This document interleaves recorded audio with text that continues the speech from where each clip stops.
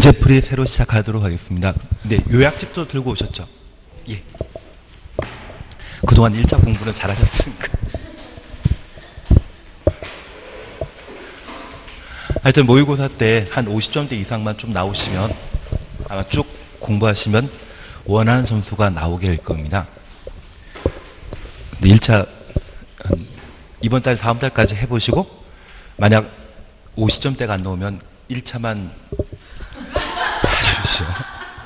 1차만 한 달 정도만 열심히 하시면 1차 합격하는 거는 문제가 아니실 겁니다. 예, 이번 시간은 문제풀이 함께 해 나가시는데 일부 문제는 좀 건너뛰는 것도 있을 겁니다. 양해해 주셔야 됩니다. 우선 6페이지 보시게 되면 용어 정의 함께 보실 수 있습니다.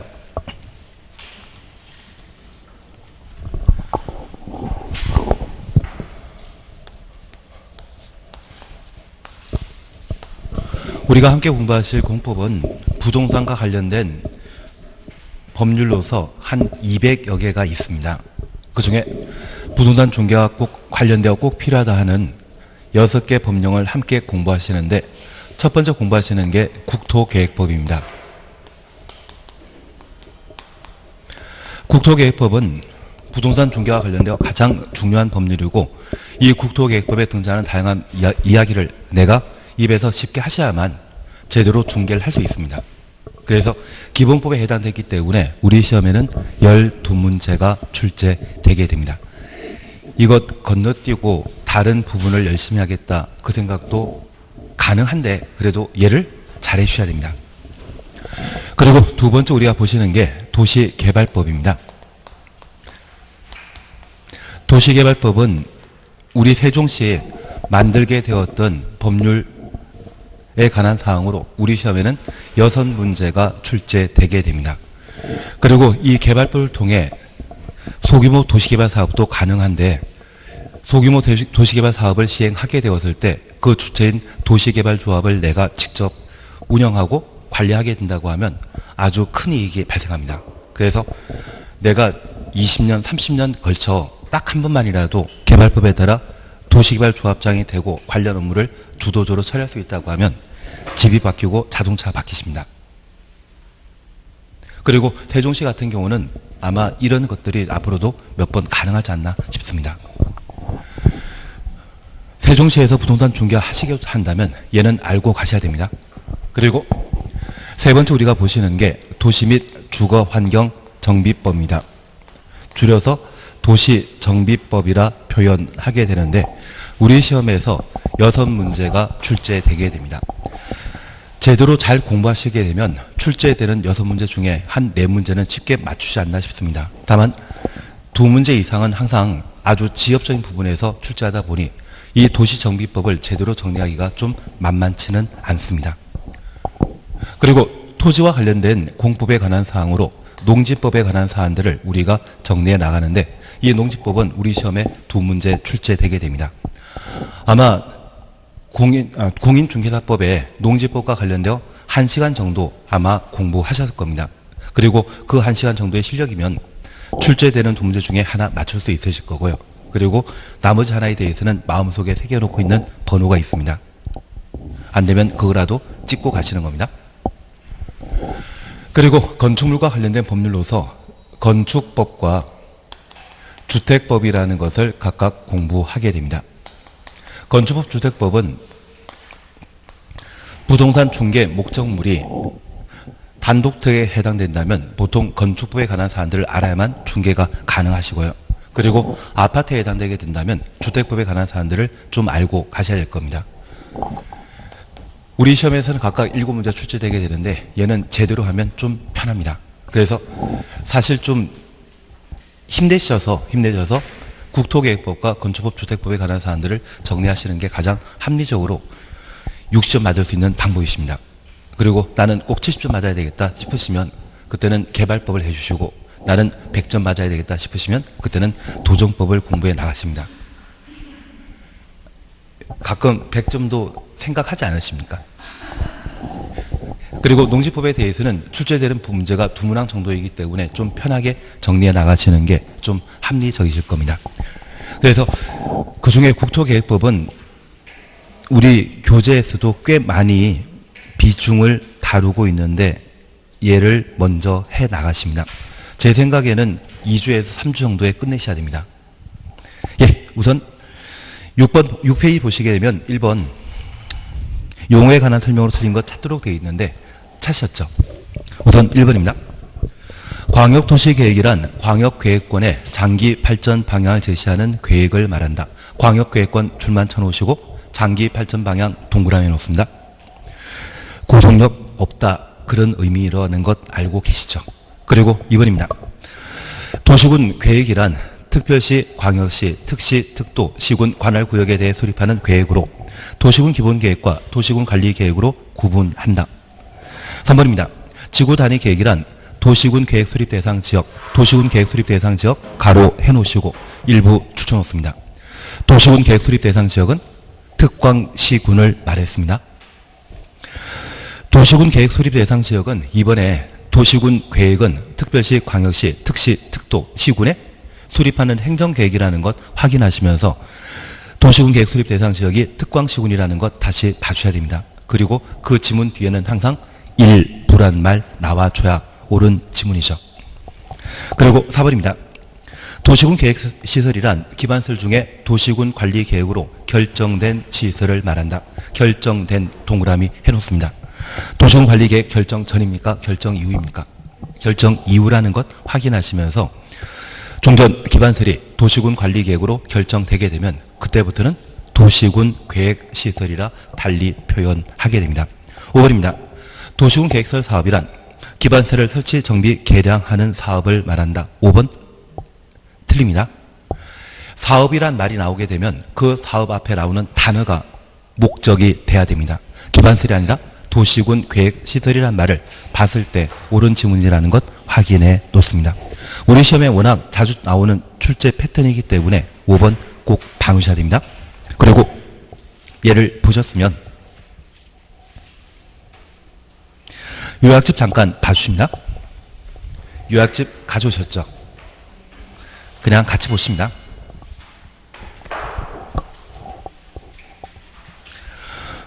우선 4페이지 보시게 되면 용어 정의와 관련되어 광역도시계획, 도시군 계획 있고 그중에 도시군 계획 범위에는 도시군 기본계획과 도시군 관리계획을 도시군 계획이라 하고 광역도시계획은 포함된다 빠져있다.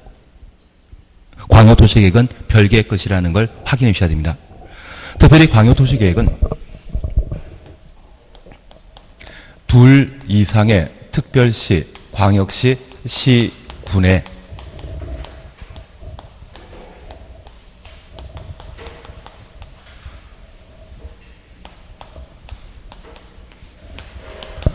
광역시설의 정비를 목적으로 둘 이상의 특광시군을 광역계획권으로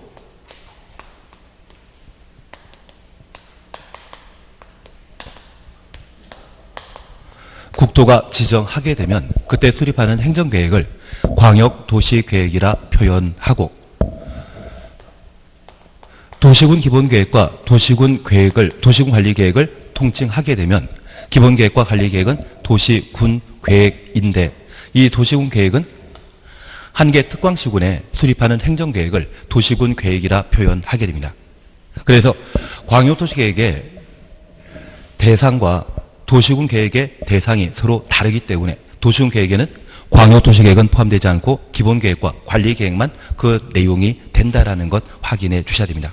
그리고 4번 보시게 되면 도시군 관리계획과 관련되어 도시군 관리계획으로 결정할 수 있는 6가지 사항 있습니다. 얘는 이제는 알고 있다 모른다. 우리 11월 달만 하더라도 얘 모르지 않으셨습니까? 지금 7월 달 문제 풀이하는 과정에서는 장족의 성과가 있지 않았나 싶습니다. 예, 그래서 이 6가지에 대해서는 항상 보시는데 1번 지역지구, 2번 구역, 그리고 3번 기반설의 설치, 정비, 개량을 도시군 관리계획으로 결정할 수 있고 도시군 관리 계획으로 결정된 이후에는 도시군 계획 시설이라 표현한다는 점 확인해 놓습니다. 그리고 개발 사업과 정비 사업에 관한 계획을 도시군 관리 계획으로 결정하며 5번 지구 단위 계획 구역과 지구 단위 계획을 도시군 관리 계획으로 결정할 수 있는 겁니다. 이에 대해서는 그냥 보고 지나십니다. 올해 12월 달에 없어질 제도입니다. 작년에 두 문제 출제했기 때문에 올해 입지 규제 최소 구역 계획과 관련되어서는 시험거리 아니다. 그렇게만 파악해 놓습니다. 그리고 5번 지구 단위 계획과 관련되어서는 항상 도시군 계획 수립 대상 지역 뒤에는 일부란 말 나왔을 때 옳은 지문이라는 것 확인해 놓습니다. 그리고 옆에 페이지 보시게 되면 지역, 지구, 구역에 관한 기본적인 설명이 있는데 용도 지역과 관련되어서는 중복 지정할 수 없다. 중복되지 아니하게 이 말 보시는 게 필요합니다.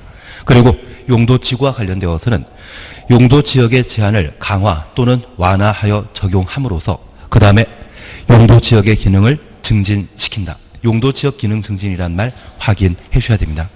그리고 용도 구역과 관련되어서는 분명 용도 지역, 용도 지구의 제한을 강화, 완화란 말이 있지만 기능 증진이란 말 없습니다. 그래서 용도 구역에 해당되는 개시 수도는 고유의 목적이기 때문에 용도 지역, 지구와 전혀 무관하다라는 것을 잡아내시는 게 필요합니다. 우리 그동안 공부하신 실력으로 만약 상업지역이 존재하는데 이 상업지역 중에 일부가 개발 제한 구역인 그린벨트로 지정되게 되면 이 부분에는 상업용 건물을 건축할 수 있다 없다? 아예 없습니다. 개발 제한 구역이 지정되게 된다면 그 지정 목적 달성하기 위해 아무리 상업지역이라 할지라도 건물 건축하는 게 불가능합니다. 그런데 이 상업지역 일부가 고도지구로 지정되게 된다면 건물의 높이 최고한도를 제한하긴 하지만 상업용 건물은 건축할 수 있습니다. 그래서 용도지구가 지정되게 되면 용도지역의 기능을 증진시킨다. 기본적으로 상업지역에 건축할 수 있는 건물 건축할 수 있다는 의미이고 용도구역이 지정되게 되면 상업지역이라 할지라도 상업용 건물을 아예 건축 못하는 특징이 있습니다. 그래서 용도지역의 기능을 증진시킨다. 이 말 나오는 것은 용도지구에 대한 기본적인 설명이라는 것 기억하시고 반면 용도지구와 관련되어서는 중복하여 지정할 수 없다. 이 말이 가장 대표적인 용도지역에 대한 설명이 되게 됩니다. 그래서 용도지역과 용도지구에 대해서만큼은 꼭 한번 확인해 주셔야 됩니다.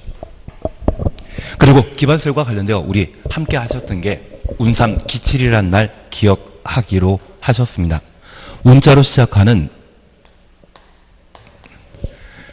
운하, 운동장, 운전, 학원 이 네 가지에 대해서는 현재 기반설 범위에서 폐지되었다라는 것 잡아주셔야 되고 50여 개 기반시설은 7개 시설군으로 현재 분류하게 되는데 이러한 7개 시설군에는 특별히 하수 폐폐 제비란 말 기억납니다.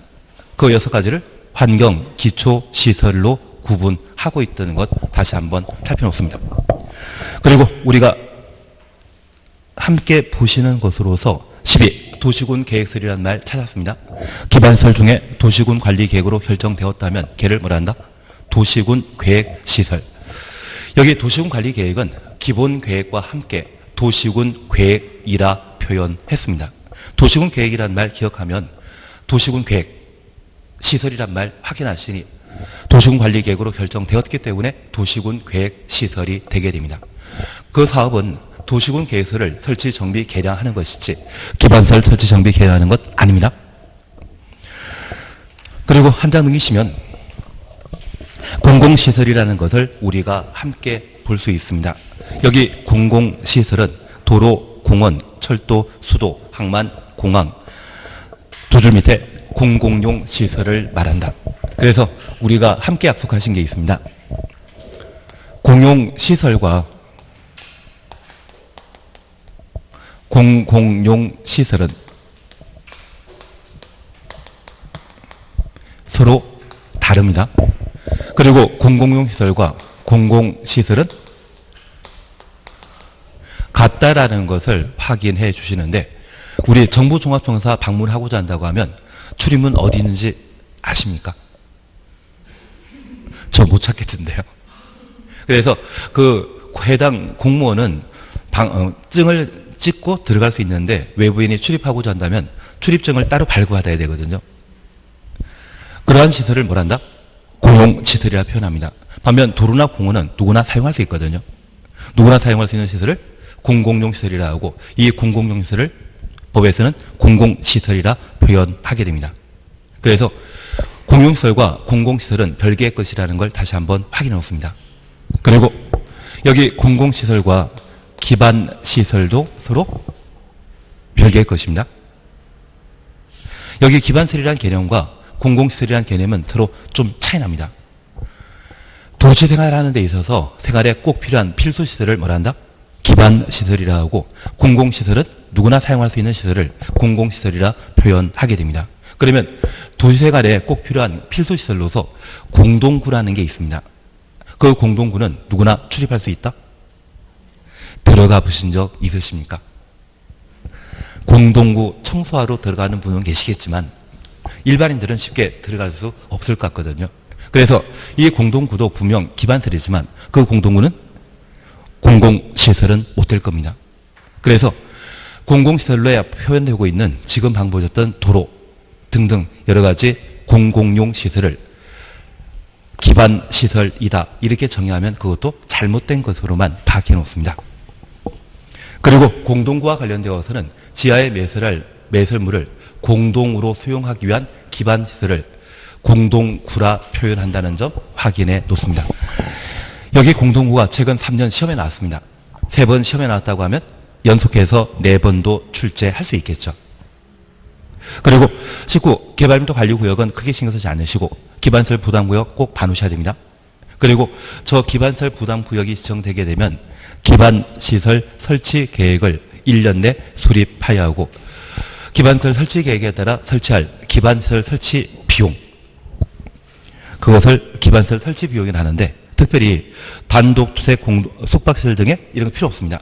신축, 증축하는 때 기반시설 설치 비용을 부가 징수하게 됩니다. 그리고 얘만 보면 생각나는 숫자 있지 않습니까? 연면적 200제곱미터 초과하는 건축물의 신축, 증축 시에 설치 비용 부가 징수했었습니다. 올해도 기반시설 부담 구역과 관련된 내용은 시험에 나옵니다. 고개를 끄덕이시면 저와 똑같은 마음을 가지고 계시고 그분들은 이미 출제 위원급이 되신 것 같습니다. 예, 그래서 용어 정의와 관련되어 그 정도를 한번 확인해 주시는 겁니다. 우선 2번 다시 한번 보십니다. 용어에 관한 설명으로 틀린 거 찾도록 되어 있습니다. 개발밀도 관리구역은 개발로 인해 기반시설이 부족할 것으로 예상되나 기반시설 설치가 곤란한 지역, 기반시설 설치가 곤란한 지역 가로 해놓습니다. 이 말 보면 개발밀도 관리구역이죠. 설치 가능하다고 하면 그때는 기반시설 부담구역이 되게 될 겁니다. 건폐율 또는 용적률 강화하여 적용하기 위해 지정되는 구역을 말한다. 건폐율과 용적률 강화 가로 해놓습니다. 이 말로 하면 맞습니다. 그런데 우리 약속하신 게 있습니다. 만약 개발밀도 관리구역으로 지정되게 되면 새로운 기반시설의 설치가 곤란하기 때문에 건폐율, 용적률을 대통령령이 정하는 바에 따라 강화할 수 있습니다. 그래서 건폐율 또는 용적률을 대통령령이 정하는 바에 따라 강화할 수 있다라고 되어 있기 때문에 건폐율 강화시킬 수 있다? 맞습니다. 용적률 강화시킬 수 있다? 맞습니다. 다만 이 대통령에 위임되어 있는 사항은 건폐율에 대해서는 따로 없고 용적률만 해당 용도 지역에 적용되는 용적률의 최대 50%까지 강화시킨다라는 것 기억하시면 저 50% 앞에는 오직 뭐만? 용적률만. 만약 시험에 개발밀도 관리구역에는 건폐율을 해당 용도 지역에 적용되는 한도의 50%까지 강화할 수 있다. 이 말로 하면 드립니다. 그래서 숫자가 나오게 되면 숫자 앞에는 항상 용적률 이야기가 나야 되지. 건폐율로 하면 틀린 겁니다. 지금 우리가 이해하실 것은 건폐율 또는 용적률을 대통령령이 정한 바에 따라 강화할 수 있다. 이 말은 법률상의 표현이고 이 법률상의 표현을 시행령에 구체적으로 위임하게 되면 위임받은 시행령에서는 건폐율에 관한 강화 규정 따로 없고요. 오직 뭐만? 용적률만. 그래서 만약 시험에 건폐율 및 용적률을 50% 강화한다라고 하면 건폐율에 대해서는 구체적인 시행령 규정 없기 때문에 그 지문은 틀린 지문입니다. 그래서 50%란 말 나오게 되면 항상 앞에는 용적률만 나와줘야 됩니다. 다만 지금 개발밀도 관리구역과 관련되어 일반적인 사항으로 용적률과 건폐율과 용적률 강화여 적용할 수 있다. 이런 취지라고 하면 맞는 지문으로 확인해 놓습니다. 50% 앞에는 뭐만 나온다? 용적률만. 2번입니다. 용도구역의 지정 변경에 관한 사항은 도시군 관리계획으로 결정한다. 도시군 관리계획으로 결정할 수 있는 6가지의 용도구역의 지정 변경 포함되죠. 3번입니다. 지구단위 계획구역은 도시군 관리계획으로 지정한다? 맞습니다. 대신 지정해야 한다입니까? 할 수 있다 얘기했습니까? 할 수 있다를 해주시는 겁니다. 지역제구구역은 항상 할 수 있다. 예외 3개 빼고는 항상 할 수 있다로 접근해 주셔야 되고 계획은 수립하여야 한다. 예외 하나 빼고는 하여야 한다로 들어가야 됩니다. 나중에 보십니다. 또 나옵니다. 그쳐하지 마십시오. 그리고 4번입니다. 도시군 계획사업은 도시개발사업과 정비사업, 도시군 계획설 사업을 말한다. 3가지를 도시군 계획사업이라 표현하고 있습니다. 5번 기반설은 도시군 계획설 중에 도시군 관리계획 결정된 시설을 말한다. 이거 장난하는 것이죠. 도시군 계획설은 기반시설 중에 도시군 관리계획으로 결정한다. 그렇게 표현해야 할 겁니다. 그래서 답을 5번으로 하시면 됩니다. 3번 옳은 걸 몇 개 찾는가 돼 있는데 이거 우리 수능시험 보게 되면 이런 형태가 나옵니다. 중개사 시험에 이런 형태는 나온 적 없거든요. 나중에 시간 되시면 천천히 한번 보는 걸로 대신하십니다. 한 장 넘기십니다. 4번에 대해서는 그냥 한번 풀어 주십시오. 4번은 그냥 하나 풀어 주십시오. 대신 제가 이렇게 풀라고 한 이야기는 다른 거 없습니다. 우리 시험에 한 4문제 정도가 박스형으로 나옵니다. 근데 그 박스형에 대해서는 내가 직접 연습해 봐야지 해결 방법을 찾을 수 있지 수업 시간 중에 들어봤자 아무 의미 없습니다. 그래서 박스형 조합 문제는 직접 해 나가셔야 됩니다. 그냥 건너뛰도록 하겠습니다. 그리고 5번입니다. 기반설 분류가 틀린 것 찾도록 되어 있습니다. 1번 교통시설에는 주차장과 자동차 관련 시설, 차와 관련된 것은 모두 교통시설에 해당된다는 것만 잡아 놓습니다. 그리고 공간시설은 광장과 공공공지, 넓은 공간 확보된 것이 있다면 모두 공간시설이 되게 됩니다.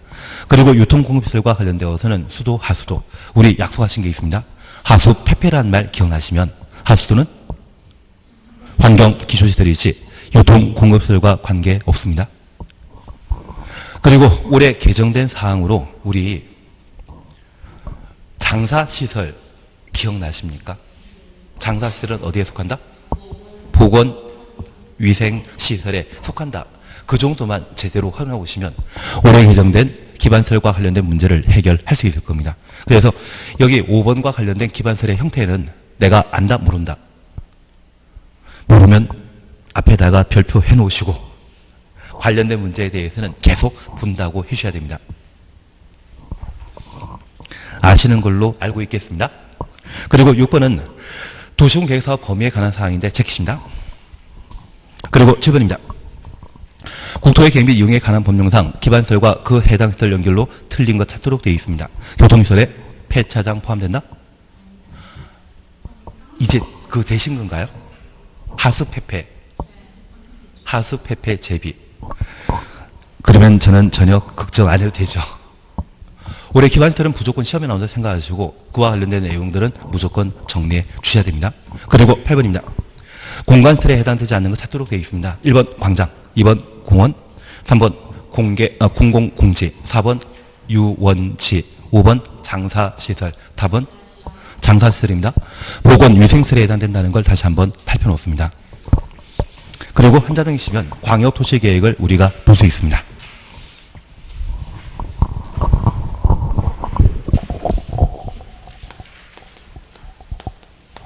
사실 우리가 용어 정의와 관련되어 함께 보신 것으로서 행정계획과 관계된 사항을 함께 보셨습니다. 행정청에 수립하는 계획을 뭐란다? 행정계획입니다. 여기 행정계획에는 국가계획이라는 게 존재합니다. 여기 국가계획을 수립하는 자는 바로 국토교통부 장관이라는 것 기억하시고, 이 국가계획에는 방향 잡아주는 것과 집행에 관한 계획을 모두 포함시키고 있습니다. 최근 3기 신도시 발표된 거 기억나시죠? 그리고 세종시 만들게 되었던 것도 한 10년 정도 됐습니다. 그 10년 전쯤에 세종시 만들겠다고 하는 계획 수립했는데, 그 계획은 장기 발전 방향만 제시한 것이다. 개발 정비 보존을 위한 집행계획이었다. 집행계획입니다. 그래서 둘 다 반영되는 것이 국가계획의 특징입니다. 그래서 저 국가계획에는 장기 발전 방향만 제시하고 집행에 관한 사항은 다루지 않는다. 이 말 나오면 드립니다. 그 말은 이 국가계획에는 도시군 관리 계획으로 결정할 수 있는 것을 포함한다라고 해주셔야 됩니다. 못 본 척하면 또 저는 보도록 하겠습니다. 7번 봐주십시오. 4페이지 7번 봐주십시오. 저 여기에서 발목 잡힐 줄은 몰랐습니다. 7번 4페이지에 맨 마지막 줄 7번 찾으셨죠? 용어 지금 요약집입니다. 요약집 1번 보시게 되면 국가계획은 중앙행정기관이 법률에 따라 수립하거나 국가정책적인 목적을 위해 수립하는 계획 중에 도시군 기본계획 내용이나 도시군 관리계획으로 결정하여야 할 사항이 포함된 계획을 말한다. 이 말은 기본계획은 방향 잡아주는 계획이죠. 도시군 관리계획은 집행계획입니다. 국가계획은 둘 다 포함된다라는 것을 이해해 주시는 게 필요합니다. 만약 시험에 저 국가계획은 장기 발전 방향에 관한 사항만 다루고 집행에 관한 계획은 다루지 않는다. 집행계획은 포함되지 않는다. 이 말 나오면 틀리는 겁니다. 그거 잡아주시는 게 필요합니다. 그리고 이러한 국가계획에 따라 정책 방향이 결정되게 되면 그에 따라 방향 잡아주는 계획으로 광역도시계획과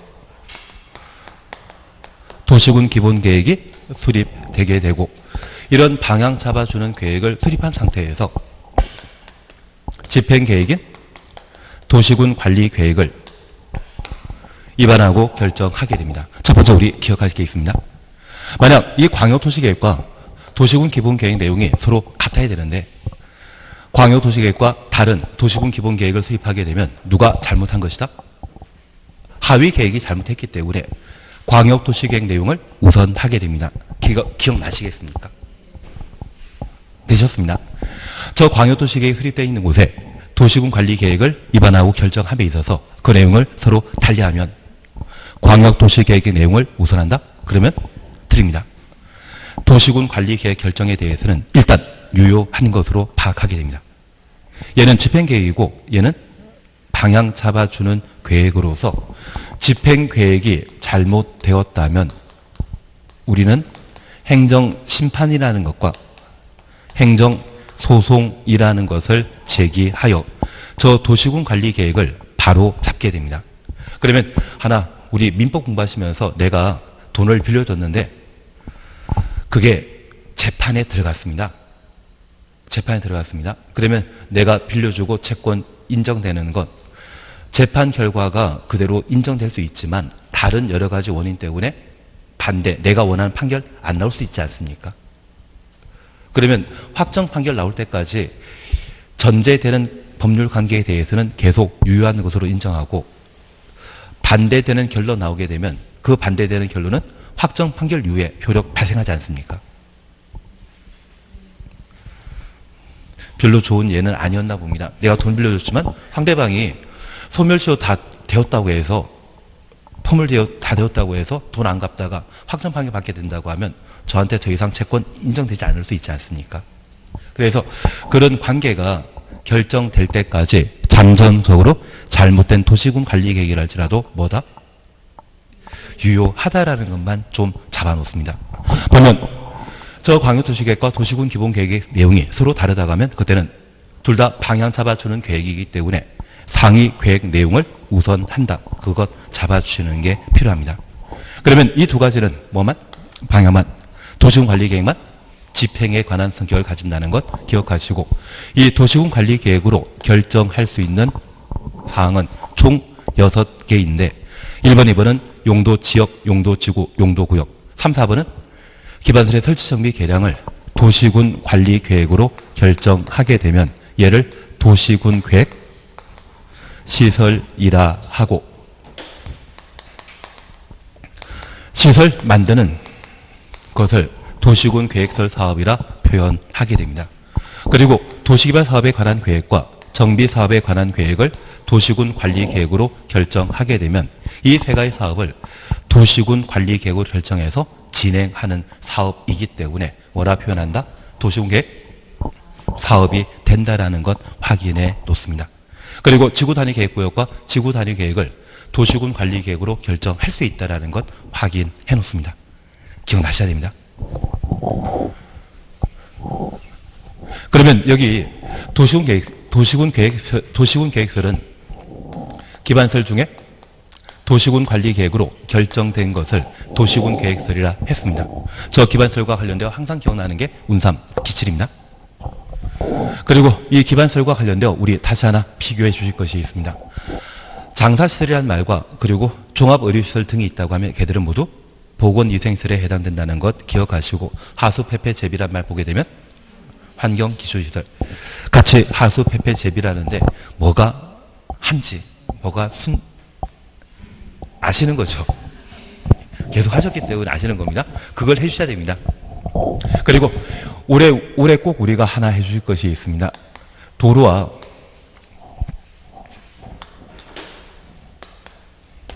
광장,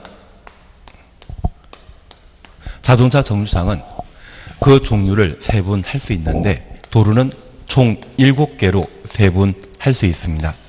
뭐 일반 도로, 지하도로, 고가도로 등등 있는데 그러한 7개의 도로 중에는 고속도로는 있다 없다? 없다라는 것만 기억해 놓습니다. 그래서 다음 중 도로의 세분 종류로 잘못된 거 있다면 답은 뻔합니다. 뭐만? 고속도로. 그래서 기반설과 관련되어서는 저렇게 한번 정리해 주시는 게 필요하신 겁니다. 그리고 마지막으로 개발행위와 관련되어서는 개발도 관리구역과 기반설 부담구역 정도를 구분하시면 용어 정의와 관련되어서는 무사히 끝나지 않았나 싶습니다. 바로 광역도시계획을 함께 보십니다. 여기 광역도시계획은 올해도 시험에 나오게 될 겁니다. 그래서 요약집을 잠깐 보십니다. 요약집 보시게 되면 9페이지 샷이었죠. 9페이지 샷이었죠. 우선 2번 보시게 되면 광역계획권과 광역도시계획이라는 것을 우리가 볼 수 있고, 양가 1번입니다. 광역계획권의 지정 절차 차시였죠. 우선 동그라미 1번 보게 되면 광역계획권의 지정권자는 박스 속에 국토교통부 장관 또는 도지사가 지정한다라는 것 확인해 놓습니다. 그리고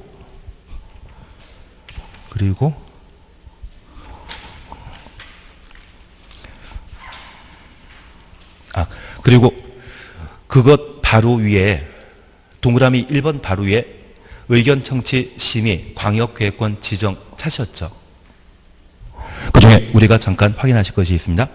국토교통부 장관이 광역계획권을 지정하고자 하면 시도지사, 시장군수의 의견 청취 이후 중앙도시계획위원회 심의 거쳐야 한다.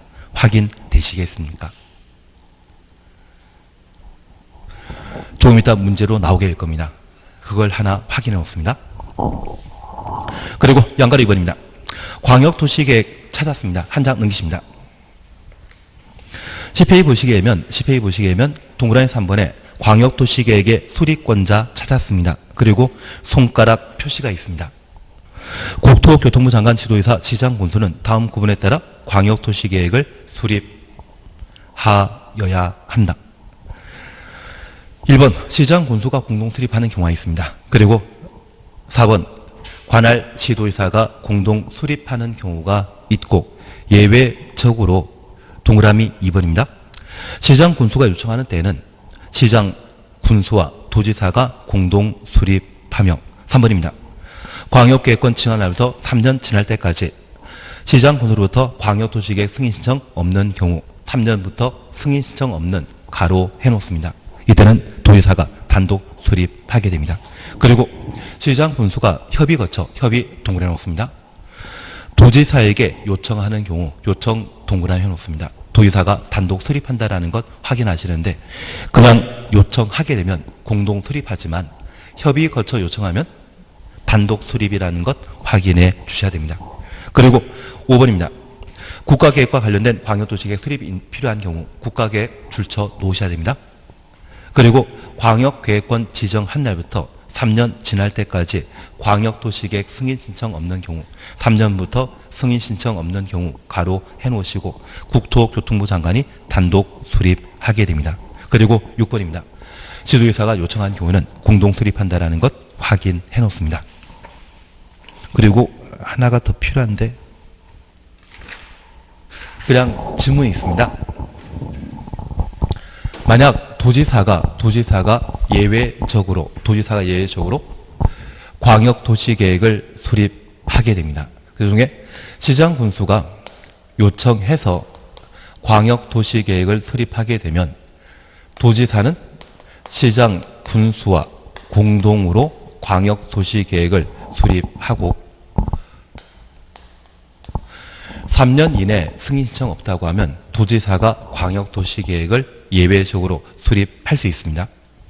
그리고 시장 군수가 협의 거쳐 요청하게 되면 도지사가 단독으로 광역도시계획을 수립할 수 있는데 이러한 세 가지 도지사가 광역도시계획을 수립했다면 국토교통부 장관에게 수립한 광역도시계획을 승인받아야 된다? 승인받을 필요 없다. 이 세 가지 상황은 도지사가 승인권자인데 예외적으로 수립에 관여했거든요. 자기가 결제할 것을 예외적으로 직접 광역도시계획 수립했다고 하면 따로 장관의 승인받을 필요 없다라는 것만 기억해 놓습니다. 광역도시계획은 올해도 시험에 나오는데 시험 나올 거 뻔합니다. 광역계획권 지정에 관한 사항과 광역도시계획 수립 누가 하는지 그리고 통상 시도지사가 광역도시계획 수립하면 장관의 승인받아야 되는데 도지사가 예외적으로 광역도시계획의 수립에 참여했다고 하면 장관 승인받을 필요 없다. 그 세 가지만 잘 잡아놓으시면 올해 출제하는 문제도 쉽게 해결되실 겁니다. 예, 다시 10페이지 함께 보십니다. 10페이지 찾으셨죠? 1번입니다. 광역계획권에 관한 설명을 드린 것 찾도록 되어 있습니다. 1번. 광역도시계획은 지정된 광역계획권의 장기 발전 방향을 지시하는 계획을 말한다. 광역도시계획에 대한 기본적인 설명으로 맞습니다. 그리고 두 번째 우리 기억하실 게 있습니다. 지정된 광역계획권 가로 해놓습니다. 광역계획권 지정할 수 있는 자는 누구이다? 국토교통부 장관 또는 도지사. 2번입니다. 광역계획권이 두 이상의 시도 관할구역에 걸친 경우에는 국토교통부 장관이 지정한다. 3번 광역계획권이 도의 관할구역에 속한 경우에는 지도지사가 지정한다. 광역계획권 지정한 자는 오직 누구만? 국토. 3번에 시도지사가 광역계획권 지정할 수 있다라고 하면 맞다 드립니다. 국토만 광역계획권의 지정권자입니다. 그리고 4번입니다. 광역계획권은 인접한 둘 이상의 관할구역 전부 또는 일부를 광역계획권으로 지정할 수 있다. 그리고 5번입니다. 관할구역 일부를 광역계획권에 포함하고자 할 때 구구 읍면 단위로 지정해야 한다. 그래서 4번, 5번에 대해서는 크게 신경 쓸 필요 없습니다. 광역계획권 지정한 자는 항상 누구이다? 국토입니다. 그래서 만약 시험에 특별시장이 광역시장이 광역계획권 지정할 수 있다고 하면 무조건 틀린 것으로 광역계획권 지정한 자는 국토만. 2번입니다.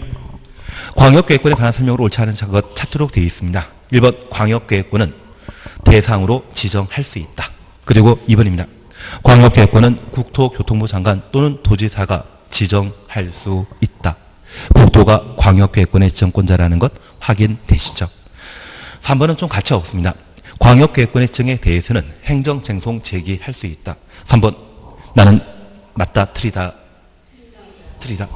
행정쟁송은 우리 앞서 보셨던 행정심판과 행정소송을 통칭하면 행정쟁송인데 얘는 일반 국민에 대한 구속력 가지게 되는 집행계획과 관련되어 행정쟁송 제기할 수 있고요.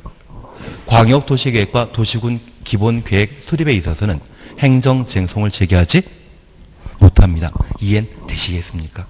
그러면 광역계획권은 광역도시계획과 관계된 사항으로 행정쟁송 대상이 아닙니다. 더 이상한 거 물어볼까요? 나중에 물어보도록 하겠습니다. 이상한 거 물어봐도 아닙니다. 나중에 물어봅니다. 그래서 행정쟁송 제기할 수 없다. 그렇게만 하나 잡아놓습니다. 그리고 4번입니다. 도의사가 광역계획권 지정하려면 관계 시도의사, 시장군수의 의견 들은 후 지방도시계획위원회 심의 거쳐야 한다. 그냥 지나버립니다. 그리고 5번입니다. 중앙행정기관장, 시도의사뿐만 아니라 시장 또는 군수가 광역계획권의 지정 변경을 요청할 수 있다. 당연한 것으로 넘어가 버립니다. 그래서 우리 시험 보시다 보면 아마 1번, 2번, 3번에서 정답이 나오는 경우 있거든요. 그리고 그걸 확인하고 나서 바로 다음 문제 푸실 거죠. 그리고 다음 문제 풀고 나서 시간 많이 남는다고 공법을 다시 한번 1번부터 풀어보시면 점수가 제가 알기에는 한 10점에서 12.5가 떨어집니다. 한 번쯤 쭉 가버려야 되지? 바꾸면 웬만하면 이상합니다. 그래서 지금처럼 지문 보게 되면 확실하게 알고 있는 것 그걸로 끝내셔야 되지. 엉뚱한 거 더 보시면 마음 상합니다. 밑에는 더 이상하게 지문 구성한 게 많거든요. 이걸 봤던가 본 적 있나 없나 그 생각하다 보면 엉뚱한 찍으십니다. 그래서 우리 광역계획권은 구속력 없는 제도이기 때문에 행정쟁송의 대상이 못 된다. 그렇게만 확인해 놓습니다. 3번입니다. 광역계획권과 광역도시계획에 관한 설명을 드린 것 찾도록 되어 있습니다. 1번입니다. 광역계획권은 국토교통장관 또는 도의사가 지정할 수 있다. 국토가 광역계획권 지정권자라는 것 확인해 놓습니다. 2번입니다. 광역도시계획은 일반 국민이 구속하지 않는 비구속적 행정계획이다. 3번. 광역도시계획은 5년마다 재검토하여야 한다. 5년마다 타당성 검토가 광역도시계획에는 없습니다. 우리가 이해하실 것이 있습니다. 광역계획권은 광역시설 정비를 목적으로 하는 게 광역계획권의 지정 이유이거든요. 그러면 저 광역시설이 다 정비되고 나면 광역계획권은 계속 유지될 필요 있다 없다? 없습니다. 그래서 계속성 없는 광역도시계획에 대해서는 타당성 검토를 안 하는 겁니다. 그래서 3번 틀린 지문으로 잡아내셔야 됩니다. 그리고 4번입니다. 광역계획권이 둘 이상의 시도, 관할구역에 걸치는 경우 광역도시계획을 시도의사가 공동으로 수립하여야 한다. 4번 맞습니다. 광역계획권이 둘 이상의 시도에 관할구역에 걸쳐 있다고 하면 누가 지정했겠습니까? 국토교통부장관이. 국토교통부장관이 지정한 광역계획권에는 누가? 시도의사가 공동으로 광역도시계획을 수립하게 됩니다. 그래서 4번 옳은 질문입니다. 그리고 5번입니다. 광역계획권을 지정한 날부터 3년 지날 때까지 시장 군수로부터 광역도시계획 승인 신청 없는 경우라 할지라도 광역계획권 지정 효력이 상실되는 것은 아니다. 3년 내 승인 신청 없다고 하면 도의사가 광역도시계획 수립하는 것이지 시료와 관계된 내용은 절대 아닐 겁니다. 한 장 넘기십니다. 광역도시계획에 관한 설명으로 틀린 것 찾도록 되어 있습니다. 1번 중앙행정기관장 등은 국토교통부 장관이나 도지사에게 광역계획권의 변경을 요청할 수 있다. 광역계획권 지정 변경은 국토가 하기 때문에 국토에게 요청한다. 옳은 지문입니다. 2번입니다. 둘 이상의 특별시, 광역시, 시군 공간 구조 및 기능 상호 연계시키고 환경 보전하고 광역시설 체계적 정비하기 위해 필요한 경우 광역계획권 지정할 수 있다. 광역시설의 체계적 정비 가로 해놓습니다. 이게 광역계획권 지정 목적입니다. 4번입니다. 국가계획과 관련된 광역도시계획 수립이 있는 경우 광역도시계획의 수립권자는 국토교통부 장관이다. 국가계획은 국토교통부 장관의 수립 원인이 된다라는 것 다시 한번 확인해 놓습니다. 4번입니다. 광역계획권이 둘 이상의 시도, 관할구에 걸친 경우 관할지도의사가 공동으로 광역계획권을 지정하여야 한다. 광역계획권 지정한 자는 항상 누구? 국토.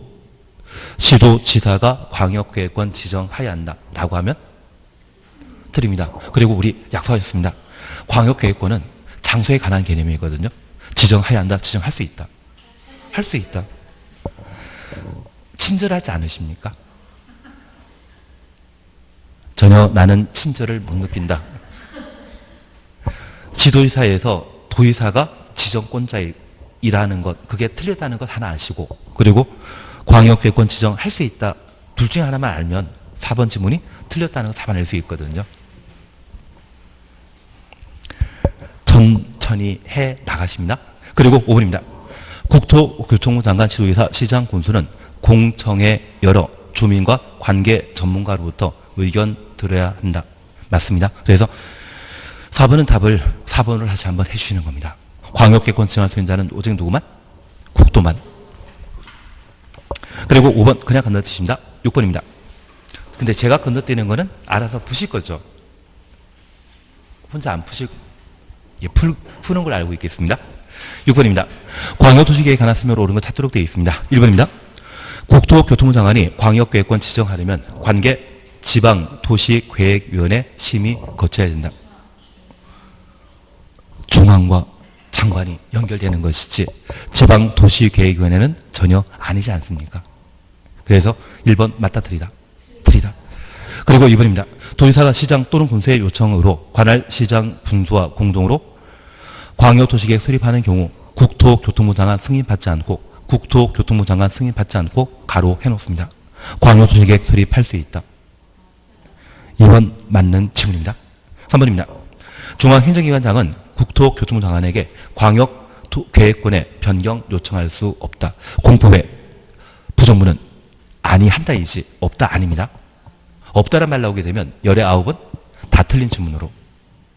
그래서 나중에 시험 볼 때 없다만 찾아가시더라도 제가 알기에는 한 3문제를 맞추십니다. 없다는 틀린 질문으로 마음 먹어주셔야 됩니다. 4번입니다. 시장 또는 군수가 광역도시계획 수립하거나 변경을 하면 국토교통부 장관의 승인 받아야 된다. 패싱 안 됩니다. 시장 군수가 광역도시계획 수립했다고 하면 해당 광역계획권은 도지사가 지정했거든요. 도지사가 승인권자이지 장관에게 직접 찾아가는 것 아닙니다. 그래서 우리 약속하셨습니다.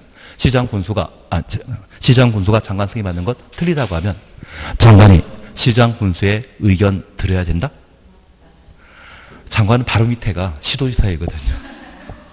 의견 청취는 바로 밑에 행정청에 의견 청취하는 것이지 패싱에서 시장 군수의 의견 듣는 것 없습니다. 행정청은 서로 상하 관계가 형성되어 있지 않습니까? 시군구청장 바로 위는 시도지사, 시도지사 바로 위는 장관. 그런데 장관이 시도지사 건너뛰고 시장, 군수, 구청장에게 의견 듣는다고 하면 그 자체가 잘못된 것으로 기억해 놓습니다. 얘도 마찬가지입니다. 시장, 군수는 누구에게? 도지사의 승인 받는 거지 장관 찾아가는 거 아니죠. 그리고 5번입니다. 광역계획권을 인접한 둘 이상의 특별시, 광역시, 시군, 관할구역 단위로 지정하여야 하며 관할구역 일부만을 광역계획권에 포함시킬 수 없다. 끝에 없다 나오면 틀린 지문으로. 이제 우리 마음속에 강행 규정으로 부정문은 아니 한다로 끝나야 되지 없다로 끝나면 그 지문은 무조건 거버린다. 우리 찍기라도 잘하시면 합격하십니다. 앞으로 없다란 말 나오게 되면 무조건 틀린 지문으로 해주시는 겁니다. 예, 7번입니다. 광역도시계획에 관한 설명으로 옳은 것 찾도록 되어 있습니다. 1번입니다. 광역도시계획은 인접한 7번은 그냥 건너뛰십니다. 7번은 그냥 건너뛰십니다. 7번은 그냥 건너뛰시고 8번 보십니다. 8번 찾으셨죠? 광역도시계획에 관한 설명을 드린 것 찾도록 되어 있습니다. 1번 국토교통부 장관은 광역계획권을 지정하려면 관계 시도지사, 시장, 군수 의견 들은 후 중앙도시계획위원회 심의 거쳐야 된다. 지금 광역계획권 지정하려면 가로 해놓습니다. 1번 맞습니다. 대신 1번은 무조건 봐주셔야 됩니다. 올해 시험에 나올 겁니다. 장관이 광역계획권 지정하려면 관계 시도의사, 시장, 군수 의견 들은 후 중앙도시계획의 심의 거쳐야 된다. 이 말 꼭 보셔야 됩니다. 그리고 2번입니다. 시도의사, 시장, 군수는 광역도시계획을 변경하려면 미리 관계 시도, 시군 의회와 관계 시장, 군수의 의견 들어야 한다. 지방의회 의견 청취에 관한 사항으로 2번 맞는 지문입니다. 3번입니다. 국토교통부 장관은 시도의사가 요청하는 경우에도 시도지사와 공동으로 광역도시계획 수립할 수 없다. 지금 없다 나오면 걔는 뭐다? 틀린 지문이다. 그러면 3번 답을 해주시는 겁니다. 이거 기출문제라는 거 보이시면 기출문제 다 이렇게 나옵니다. 너무 단순하다 생각하지 마시고 그분들도 연구 많이 하신 결과거든요. 그래서 없다란 말 보게 되면 무조건 틀린 질문이다. 그렇게만 기억해 놓습니다. 이거 강행 규정입니다. 임의 규정 아니라 강행 규정이라고 생각해 주셔야 됩니다. 그리고 4번 시장 또는 군수는 광역도시계획 수립하려면 도의사의 승인 받아야 한다. 맞습니다. 그리고 5번 시장 군수는 광역도시계획 변경하려면 미리 공청회 열어야 된다. 이것 맞죠? 그래서 답을 무엇으로? 3번으로. 9번에 대해서는 한번 봐주시는 겁니다. 그리고 요것만 잠깐 보고 쉬었다 하십니다. 요것만 보고 쉬었다 하십니다. 우리 약속하셨습니다. 여기 광역도시계획은 구속력 있다 없다? 없다라는 거 잡아주십니다. 그리고 이 광역도시계획은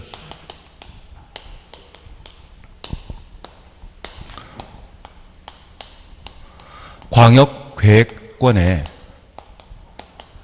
수립하는 행정계획을 광역도시계획이라 하고 저 광역계획권을 지정할 수 있는 자는 국토입니다. 그리고 국토교통부 장관이 광역계획권을 지정하고자 한다면 그 지정 대상은 둘 이상의 시도에 걸쳐 광역계획권을 지정하고자 할 때 국토교통부 장관이 광역계획권 지정할 수 있습니다. 저 국토교 장관이 광역계획권을 지정하려면 시도의사, 시장, 군수의 의견 들은 후 중앙도시계획위원회 심의 거쳐 광역계획권을 지정하고 저 광역계획권을 지정하게 되면 지정 사실을 통보하게 됩니다. 하나 이해하실 것은 저 광역계획권은 구속력 있는 제도이다, 구속력 없다. 만약 구속력 있으면 지정하고 고시합니다. 구속력 없기 때문에 광역도시계획 수립할 행정청에게 통보하는 걸 끝나는 것이지 따로 고시하는 거 아닙니다. 그래서 우리 국토교통부에서 최근 3기 신도시 여러 곳 발표하지 않았습니까? 고시했기 때문에 나도 아는 것이지 고시 안 했다고 하면 어딘지 모르는 겁니다. 취지 이해하시겠습니까? 그리고 두 번째입니다. 여기 광역계획권 지정하고자 할 때 시도의사, 시장, 군수의 의견 들은 후 중앙도시계획 심의 거치도록 돼 있다는 것 꼭 살펴놔야 됩니다. 왜냐하면 이 광역도시계획을 수립하고자 한다면 기초조사 실시하고 주민 의견 청취하며 주민 의견 청취 방법은 공청입니다. 그리고 지방의회 의견 청취 이후 광역도시계획을 수립하게 되면 광역계획권을 지정했던 국도에게 승인 받도록 되어 있거든요. 저 승인 시에는 국토교통부 장관은 관계 중앙행정기관장과의 협의, 중앙도시계획인의 심의 거쳐 광역도시계획을 승인하고 수립권자에게 송부하도록 되어 있으며 송부받은 수립권자가 그 사실을 공고하도록 되어 있습니다. 반면 도지사가 광역도시계획을 승인하게 되면 관계 행정기관과의 협의, 지방도시계획의 심의 거치도록 되어 있습니다. 그러면 우리 예를 잠깐 확인하십니다. 이번에 광역도시계획 승인하는 것이 목적이면 관계 중앙행정기관장과의 협의 거친 후 중앙도시계획의 심의 거쳐 광역도시계획을 승인하도록 되어 있습니다. 협의심의는 광역도시계획 뭐하는 절차이다? 승인에 관한 절차인데 국토교통부 장관이 광역계획권 지정할 때는 시도의사, 시장군수의 의견 들은 후 중앙도시계획의 심의 거치도록 되어 있습니다. 대신 이걸 국토교통부 장관이 광역계획권 지정하려면 관계 중앙행정기관장과 협의하고 중앙도시계획원의 심의 거쳐야 된다라고 하면 틀립니다. 지정 시에는 누구? 시도지사 시장군수의 의견으로 광역계획권 지정하는 것이고 광역도시계획 승인할 때는 협의 심의입니다.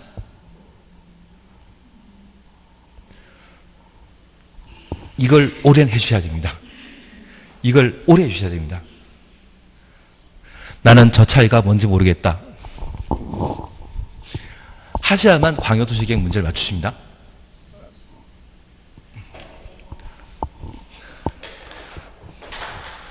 제 탓이죠. 제 탓이죠. 그리고 이제 마지막 우리 하나 봐주실 것이 현재 광역도시계획 수립할 수행자는 도지사가 광역계획권 지정한 때는 시장 군수가 공동 수립하고 국토교통부 장관이 광역계획권 지정한 때는 시도지사가 공동 수립하는데 각각 예외가 몇 개씩 있다? 3개씩 존재한다는 것 기억해 주셔야 됩니다. 그래서 저 3개가 존재한다는 걸 기억하시면 3년 내 승인 신청 없다면 도지사가 단독 수립한다는 거 기억하시고 시장 군수가 요청하면 공동 수립하며 시장 군수가 협의 거쳐 요청하면 도지사 단독 수립하게 됩니다. 이러한 3가지 경우에는 장관 승인 따로 받을 필요 없다라는 거 잡아내셔야 되고 그리고 국토교통부 장관이 예외적으로 수립하는 것 3년 내 승인 신청 없다면 장관 단독 수립하도록 되어 있습니다. 시도지사 요청하면 공동 수립하게 되고 국가계획과 관계된 사항은 누가? 국토교통부 장관이 수립한다. 그래서 올해 예 하나 하고 절차를 꼭 한번 보셔야 됩니다. 작년에 시험에 나온 게 광역계획권 지정권자, 국토교통부 장관, 시도지사 이거 가지고 시험에 냈다고 하면 올해 시험 나올 것은 수립권자 아니면 절차 가지고 시험에 낼 겁니다. 하라고 이야기 드렸습니다. 쉬었다 하십니다. 쉬었다 하십니다.